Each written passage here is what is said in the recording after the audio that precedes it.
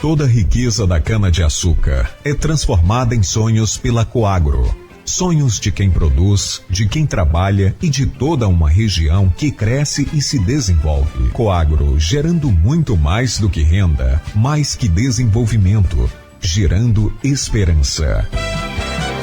Coagro, referência na produção de açúcar e etanol.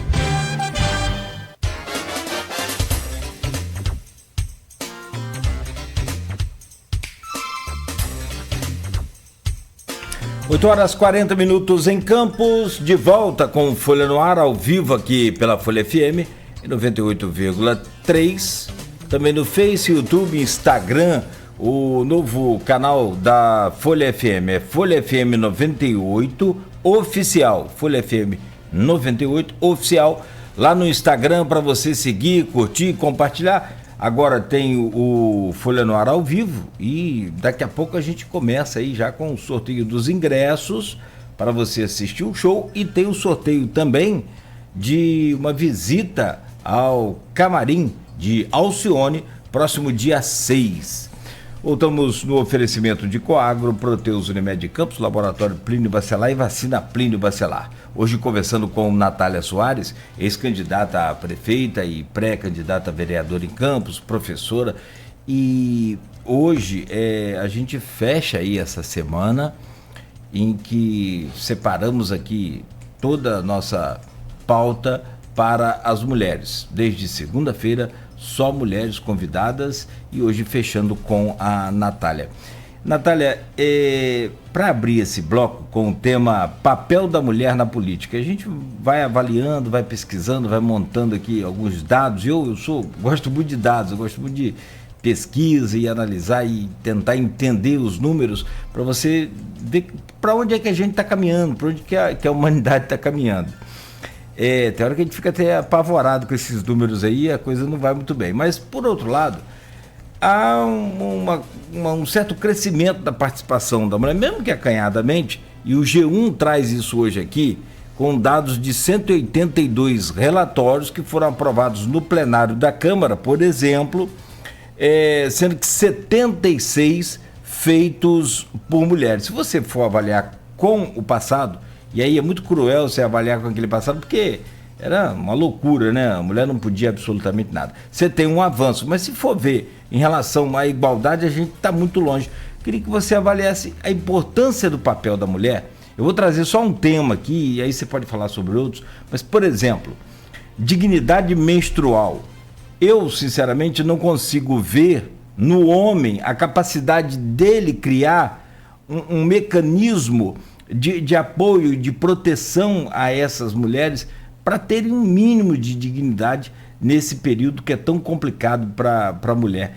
Eu, sinceramente, não consigo visualizar no homem essa capacidade. Daí, uma das pequenas, mas importantes necessidades da mulher desenvolver o seu papel na política. Eu gostaria que você avaliasse essa evolução e esse momento. Então, Cláudio, importante, né, colocar aí desses relatórios também, e importante sinalizar que, embora a gente tenha avançado, né, eu falava anteriormente que agora na Câmara, né, dos deputados federais, a gente tem 18% de mulheres ocupando, né, os assentos. Grande parte dessas mulheres ainda são mulheres vinculadas a pautas, e aí eu vou falar de uma linha e vocês vão entender um pouco, né?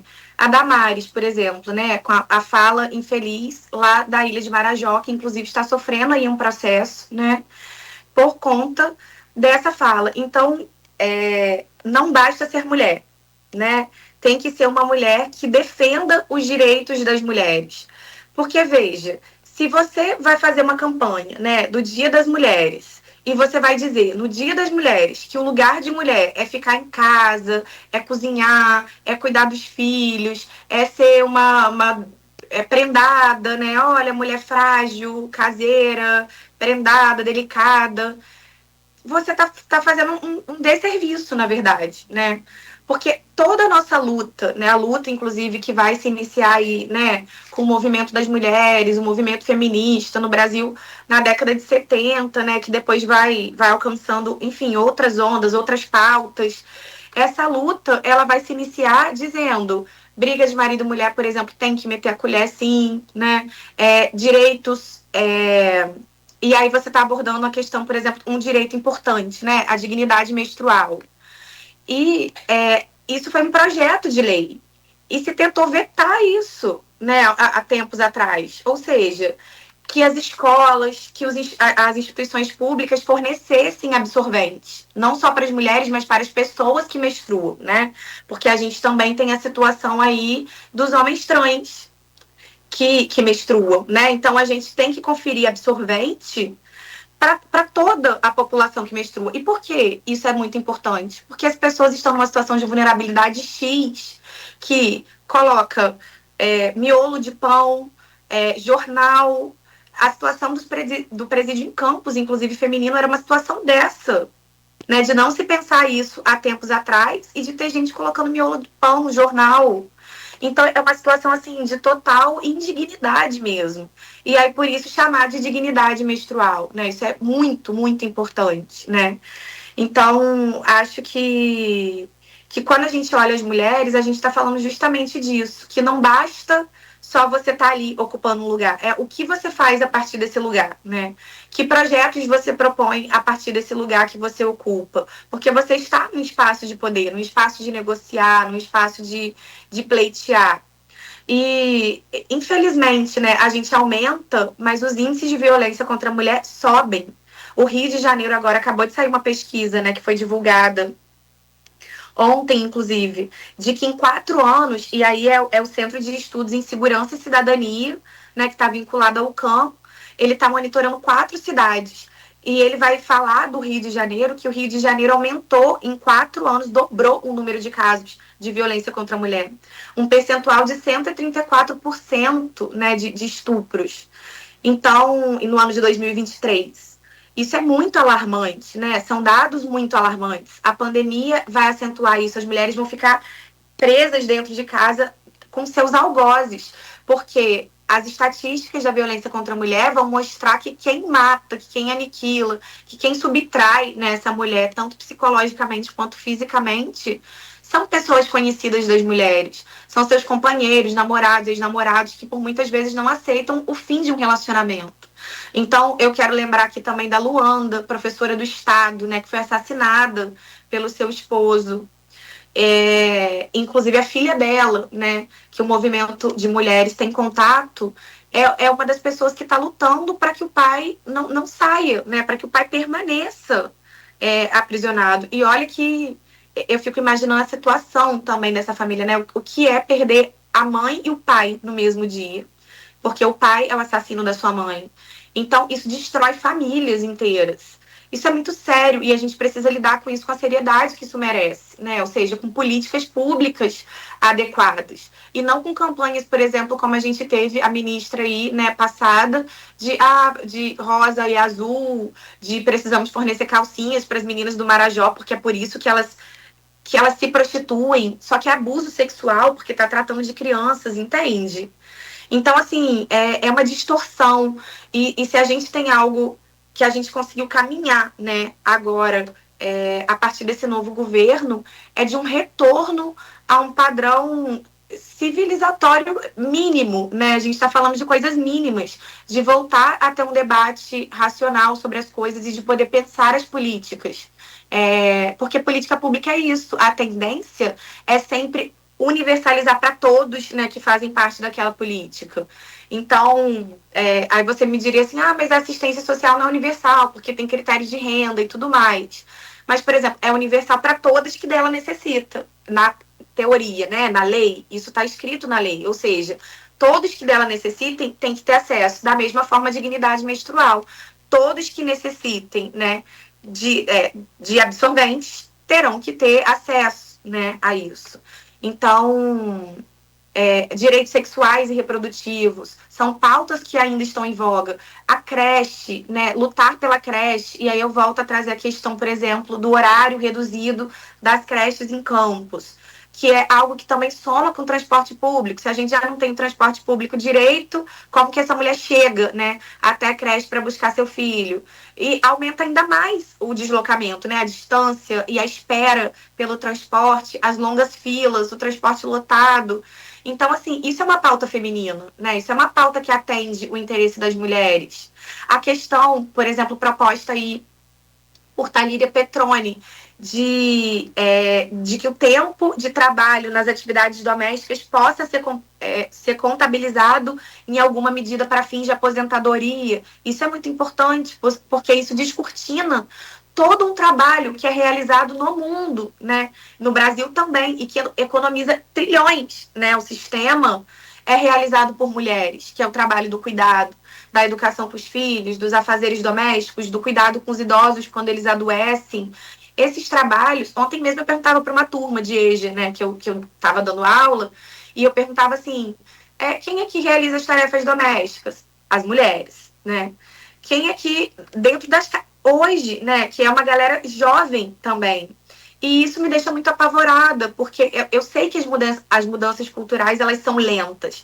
Elas não são processadas de uma hora para outra, né? Não é um botão que a gente aperta e pronto, tudo se transformou. Mas que isso também sofre o impacto das políticas públicas. Muito das políticas públicas. Então, as políticas públicas, elas têm... não é a gloriosa chave, mas elas têm mecanismos, né, de alteração significativa da nossa cultura, que ainda é uma cultura patriarcal.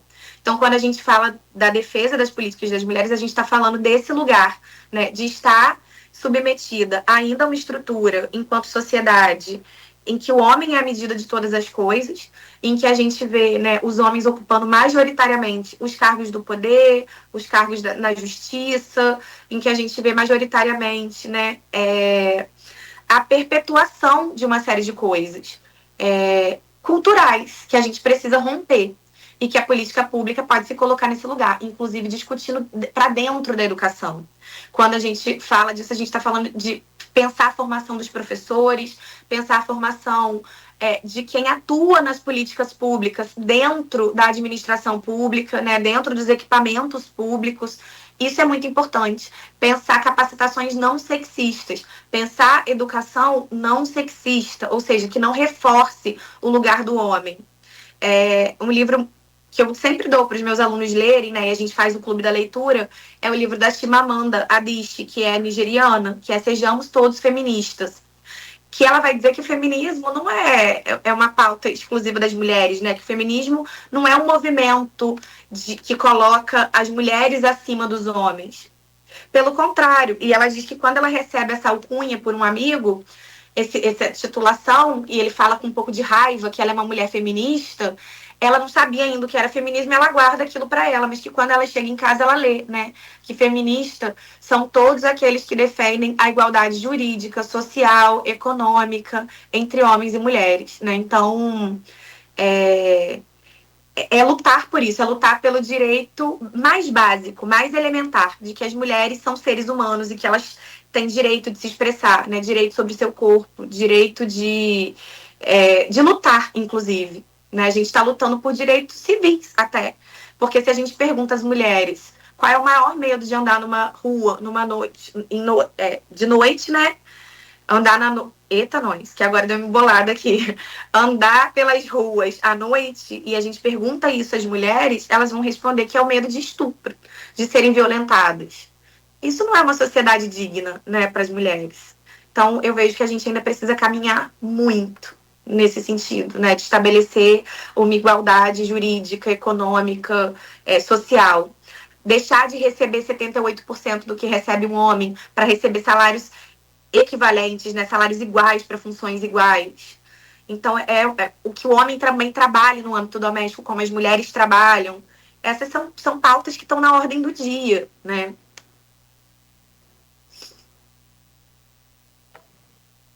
Natália, são 8h54, estamos chegando ao final do programa. Esse bloco estava destinado à mulher na política e política sobre mulheres, daqui a pouco a gente inverteu, né? Última pergunta que eu faço é a mulher na política. Que mensagem, é um dia emblemático, né? Que mensagem você deixaria para a mulher na política, sobretudo na política Goitacá, como pergunta aqui o Edmundo Siqueira em comentário, com base no exemplo de Benta Pereira, que está até no lema do Brasil na Cidade, mas que talvez na prática não se confirme, né? Aqui até as mulheres lutam. Não se confirma que as mulheres lutam, mas não que a representação disso na Câmara Municipal, por exemplo. Uhum. Como você falou aí, deu várias estatísticas que são corretas na ocupação de cargos de poder, de maneira geral, iniciativa privada, né? Que mensagem você deixaria nesse dia? E aí eu me lembro também, assim, né, de uma questão que eu acabei até esquecendo de comentar no primeiro bloco. Recentemente, se eu não me engano, ontem ou anteontem, né, a questão do leite na fila, né, da prefeitura, da Secretaria Municipal lá de Saúde. Então, isso também, né, é muito importante. Quando a gente pensa, por exemplo, a nutrição infantil, quando a gente pensa creche, quando a gente pensa leite, quando a gente pensa menstruação, direitos a ter mamógrafo, a todas as UBS, por exemplo, terem, né, ginecologista, isso é muito importante, né, porque isso se trata de saúde feminina. Então, isso é elementar, né, isso precisa avançar. E aí, ter acesso por exemplo, o mamógrafo, né, que é super importante, rápido, de forma ágil, porque isso ajuda a prevenir câncer de mama. E daí não adianta fazer uma campanha grande, por exemplo, em outubro, né, que é o Outubro Rosa, só que isso não está se concretizando nos dias, né? Então, são muitas coisas para caminhar. E aqui as mulheres lutam, né? Se a gente puder fazer uma menção a esse lema que está aí na nossa bandeira, né? Que a gente coloca até aqui, mas aqui as mulheres lutam, aqui as mulheres sempre lutaram por direitos, por igualdade. A questão é que isso não tem se traduzido no imaginário social e nas práticas sociais, na ocupação efetiva, né? Nem de cargos, e aí a gente vai ver a Câmara toda, né, masculina, e nem de direitos. Então, eu acho que a mensagem que a gente tem que deixar, e aí eu vou lembrar uma autora de serviço social que eu gosto muito, né, que é a Marilda Yamamoto, e ela vai falar assim, a gente precisa acreditar nos sonhos. Porque se a gente deixar de acreditar, né, que é possível mudar, que é possível transformar, acabou a busca. Quando acaba a busca, acaba tudo. Acaba o conhecimento, acaba o caminho, acaba tudo, né? A vida é busca. Então, nós precisamos acreditar que é possível transformar, porque a história demonstra que é possível transformar. Porque cada direito que a gente tem, né? O direito mais elementar, que é o direito à vida, o direito político também mais elementar, que é o direito a voto, né? Que foi conquistado em 1932. Então, assim, cada direito desse, a Lei Mariana Ferrer, né, que inclusive tem também a autoria da Talíria, que nenhuma vítima de violência pode ser açoitada, pode ser intimidada na sua denúncia. São leis importantes. A Lei Maria da Penha, né, que é uma lei de 2006, cada conquista dela teve a nossa assinatura. A assinatura de mulheres, teve a luta de mulheres, a luta de todo um coletivo, né, de todo um conjunto de mulheres que se levantaram para dizer não às atrocidades, que se levantaram para dizer não às sucessivas violências que sofrem, que decidiram, né, fazer da sua vida a sua bandeira de luta. Então, acho que essa mensagem, que é uma mensagem também de esperança, né? Não se acanhem. Vamos, sim, né? Vamos para frente, vamos lutar juntas. Acho que se a gente tiver... Acho não, tenho certeza, né? E as lutas mostram isso. Se a gente tiver coletivamente organizada, a gente consolida conquistas muito importantes que valorizem, sobretudo, a vida das mulheres. Então, a Yamamoto fala, é preciso alimentar os sonhos, cultivá-los, né, no horizonte, até que a gente conquiste dias mais igualitários, solidários, justos. Eu acredito muito nisso, eu acredito que é possível mudar, porque a cultura somos nós que fazemos. Então, se a gente tem essa cultura patriarcal, né, a gente também pode desconstruir. Isso não significa não valorizar os homens. Isso significa lutar por homens que também pautem inclusão, que também pautem a política do cuidado, que também pautem afetos, que acolham, que valorizem, né, e que estejam ao lado para parceria e não para violência. Acho que essa é uma mensagem importante para o dia de hoje. Boa, sim, muito boa. Perfeita, Natália, muito bem. Muito bom poder contar com você aqui hoje. Muito obrigado mais uma vez aí por hoje. Obrigado aí pela sua luta também, como eu disse em off a você, por todas as mulheres das nossas vidas, né? Mãe, irmãs, esposa, filhas, netas, enfim. Eu acho que a luta de vocês também, mesmo que indiretamente, mas sobretudo diretamente sobre essas pessoas que eu citei da nossa família, as pessoas que estão mais próximas a gente, né, da gente, são todas beneficiadas por essa luta bacana que vocês traçam aí, que vocês têm. Importante a gente também participar e reconhecer essa necessidade. Muito bom dia para você, Natália, muito obrigado por hoje, boa sorte sempre. Muito obrigada, né, a vocês por me acolherem sempre e pela troca, né, sempre sincera, honesta, fraterna também. Obrigada. E obrigada a todo mundo aí que nos acompanhou. Siga aí na sua quebra de braço. Na quebra não vou quebrar não, mas a gente pode tensionar direitinho. Se organizar, as mulheres saem aí, né, vitoriosas também. Sim, não tenha dúvida, não tenha dúvida. Deixa eu fechar aqui com o Rodrigo também, convidar ele para fechar aqui, agradecer mais uma vez, Rodrigo, por hoje e, né, desejar já a você um bom final de semana. Lembrando, Natália, você que está nos acompanhando, amanhã também o Rodrigo e o Aloysio vão confirmar aí parte dessa entrevista, trecho desta entrevista vai estar no jornal impresso da Folha da Manhã. Rodrigo, obrigado por hoje. Bom dia, querido. Ô, Cláudio, eu que agradeço a você, a parceria do Aloysio de sempre, e agradecer especialmente a Natália, né, como eu disse, representando todas as mulheres aqui hoje nessa entrevista. Um beijo especial para minha mãe que está acompanhando o programa aí. Tá, boa recuperação lá pro seu paizinho também. Vi que você postou Obrigado. lá. Vi que você postou lá e recuperação para ele. Boa, plena e rápida. Meu caro Aloysio Abreu Barbosa, semana muito, muito bacana, muito produtiva. Bom, acho que pra gente então aqui nessa bancada, não tenha dúvida, dá um pouco mais de sensação talvez do dever cumprido, né, em relação aí a todas essas mulheres que eu falei, que são as mulheres das nossas vidas também, todas elas. Aloysio, obrigado por hoje, bom dia e bom final de semana também. Obrigado, Nogueira. Obrigado, Natália, pela entrevista.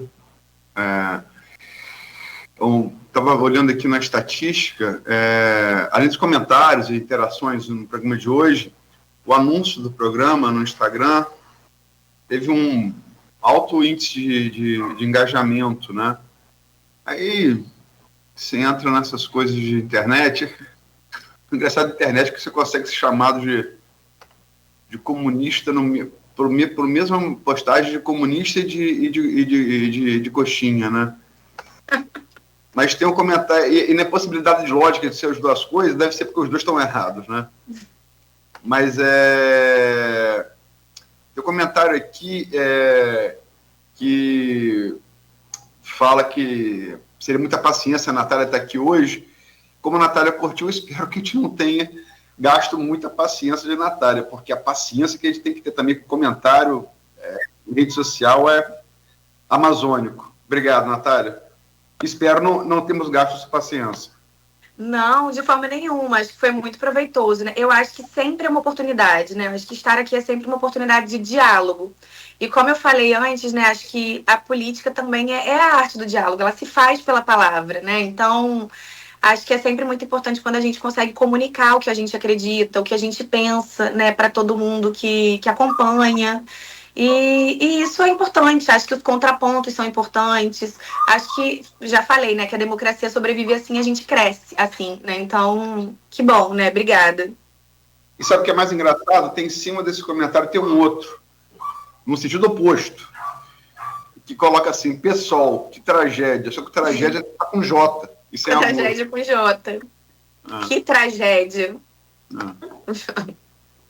Tem tragédia para todo lado.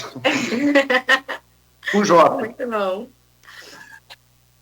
Tá certinho, com F. Gente, muito obrigado aí pela paciência, Natália, então. Valeu. Tudo de bom pra você. Muito obrigada, eu que agradeço. Mais uma vez, parabéns aí pelo seu dia.